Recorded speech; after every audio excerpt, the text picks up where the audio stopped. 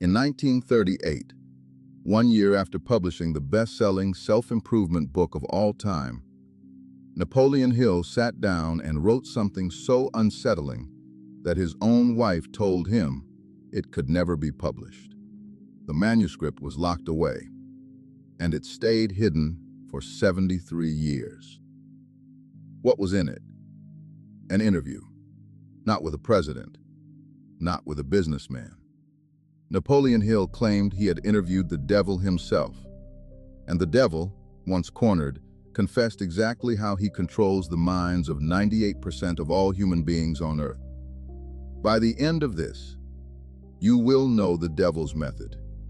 You will know the one word that describes most people who never reach their potential, and you will be able to test yourself against it right now. To understand why Hill wrote this, you need to know what happened to him first, because this was not written from a place of triumph. It was written from rock bottom. After Think and Grow Rich became a massive success in 1937, Hill should have been living proof of his own philosophy. He had spent 20 years studying 500 of the most successful people in America, commissioned by Andrew Carnegie himself. He had mapped the principles of achievement. He had written the blueprint, and then his life fell apart anyway. His business ventures failed. His marriage collapsed. His money disappeared. The man who literally wrote the book on success could not seem to follow his own instructions. And it drove him to a question that most self-improvement writers never have the courage to ask. Why do people who know exactly what to do still fail to do it? That question consumed him, and the answer he arrived at was so uncomfortable, so provocative, that he disguised it as a conversation with the devil.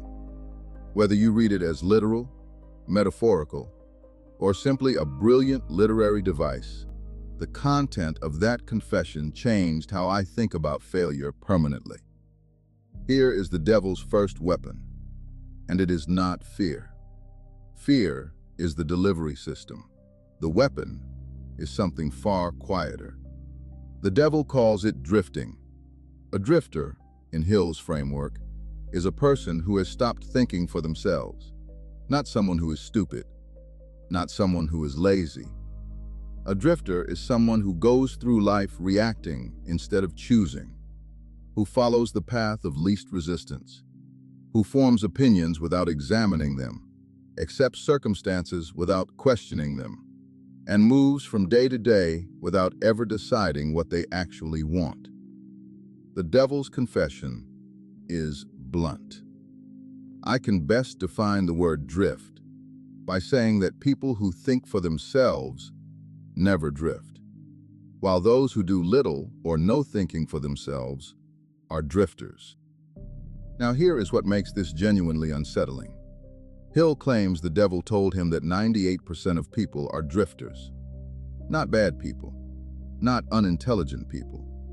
People who simply never chose a direction and held it. Sit with that for a second.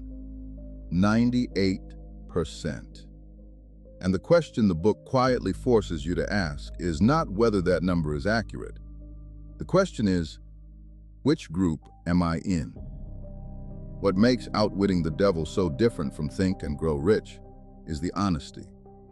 Think and Grow Rich is aspirational. It tells you what successful people do. Outwitting the Devil tells you why you are not doing it, even though you already know you should. And here is where the science arrives. Because Hill wrote this in 1938 using the metaphor of the devil, but neuroscience in the decades since has mapped the exact mechanism he was describing, and it has a clinical name. Researchers call it the default mode network. It is a set of brain regions that activate when you are not focused on any specific task, when you are scrolling, daydreaming, running on autopilot. And here is the critical finding. The default mode network does not rest. It loops. It replays the same worries, the same fears, the same familiar grooves of thought, over and over.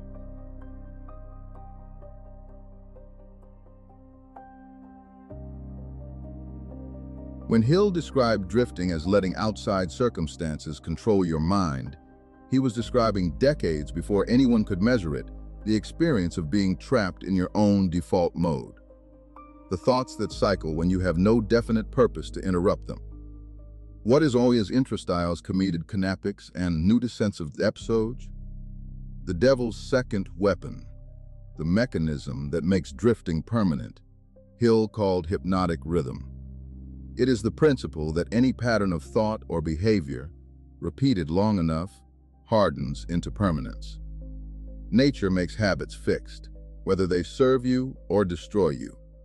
In 2006, researchers at Duke University published a finding that quietly stunned the behavioral science community. Approximately 40% of what we do each day is not a conscious decision. It is habit, not choice, automatic execution. Your brain, in the interest of efficiency, takes whatever you do repeatedly and delegates it below conscious awareness. And that process does not care whether the habit is productive or destructive. It automates both with the same precision. The drifter's autopilot and the achiever's discipline are built by the same neural machinery. The only difference is which pattern was fed first. This is what Hill meant by hypnotic rhythm. Once drifting becomes your default, it is not a phase. It is a groove in the brain. And breaking out requires not just desire, but a force strong enough to interrupt the loop. Hill identified that force. He called it definiteness of purpose. And to illustrate what it looks like, the devil gives Hill two names. The first is Samuel Insull. In the 1920s, Insull was one of the most powerful men in America, a utilities magnate who controlled a financial empire. When the Great Depression hit, Insull lost everything. Not because the economy collapsed, although it did, but because, as Hill tells it, Insull had been drifting for years without knowing it. He had allowed flattery, comfort, and the momentum of success to replace the active thinking that had built his empire. When the crisis came, there was nothing left underneath. No definite purpose. Just a man standing on a structure that had been hollow for a decade. The second name is Henry Ford. Ford survived the same depression, the same economic collapse, the same impossible market conditions. But Ford never drifted.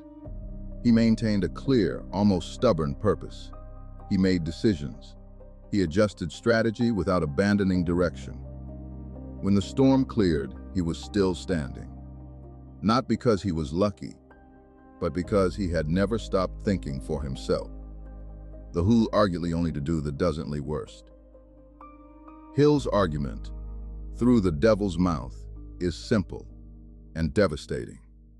The difference between Insull and Ford was not talent. It was not luck. It was not resources. It was the presence or absence of a single quality, a purpose so definite that nothing, not fear, not failure, not comfort, could cause them to drift away from it. And here is where the science validates Hill one more time. Researchers studying goal-directed behavior have found that people with clearly defined long-term goals show fundamentally different neural activity when faced with decisions. Their prefrontal cortex, the planning and decision-making region, remains more active under stress. People without clear goals show increased default mode activity under the same pressure. They retreat into the loop. They drift. So the devil's playbook, once you strip away the literary device, looks like this. Step 1. Use fear to stop someone from choosing a direction. Step 2. Let the absence of purpose turn into the habit of drifting. Step 3. Let drifting harden into permanent autopilot through hypnotic rhythm. Step 4. Wait. And the terrifying part is that you never notice it happening. Because drifting does not feel like failure. It feels like being busy. Hill's wife believed the religious references would offend people. The foundation that managed the estate agreed. When it was finally published in 2011, annotated by Sharon Lecter, it became an immediate phenomenon because readers recognized themselves, not as the devil, as the drifters. Now I want you to do something, not for the video, for yourself. I want you to answer one question, and I want you to answer it honestly, without the version of you that performs for other people. When was the last time you made a real decision about the direction of your life? Not a reaction, not something you fell into, not something that was expected of you, a decision. A moment where you chose a path, committed to it, and refused to drift away from it. If you can name it clearly, and it was recent, you are probably not a drifter. If you cannot remember, or if the answer makes you uncomfortable, you now have the most valuable thing Hill's suppressed manuscript offers: awareness. Because drifting, once recognized, loses its power. Hill's 7 principles for outwitting the devil come down to one core idea: think for yourself, choose a direction, and refuse to be moved from it by fear, by comfort, by the opinions of people who have never chosen a direction of their own. If you want to go deeper, I have put Outwitting the Devil and the key books from Hill's work in the description below. And if this kind of content, the kind that names the thing you have been feeling but could not articulate, resonates with you, subscribe. Because every week we go one layer beneath the surface. I will leave you with the line from this book that I have not been able to stop thinking about since I read it. Hill says, "Through the devil's confession that the habit of drifting is the one thing you cannot fix by thinking about it. You fix it by choosing. Right now, not tomorrow, not when circumstances improve, not when you feel ready. The devil does not wait for you to be ready. He waits for you to drift. So what will you choose?" The video on screen right now goes into the specific psychology of why most people repeat the same patterns for decades without realizing it. I will see you there.